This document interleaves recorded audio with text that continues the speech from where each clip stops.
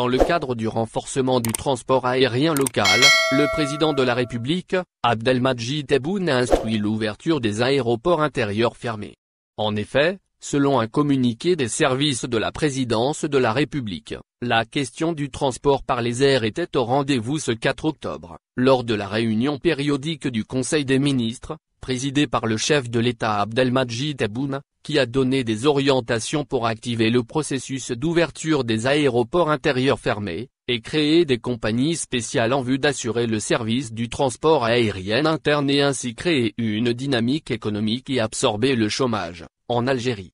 Toujours dans le secteur du transport aérien, le premier magistrat du pays, a également prescrit de revoir le mode de gestion de la compagnie aérienne nationale, Air Algérie.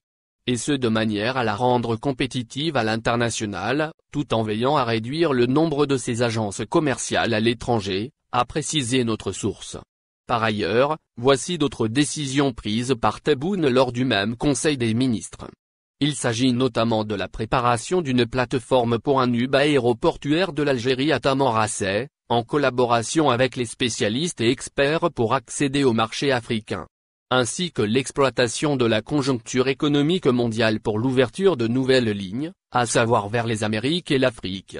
Vers la modernisation du secteur des transports selon l'agence de presse AP, le Conseil des ministres a écouté et approuvé le plan d'action présenté par le ministre des Transports, Lazare Hani.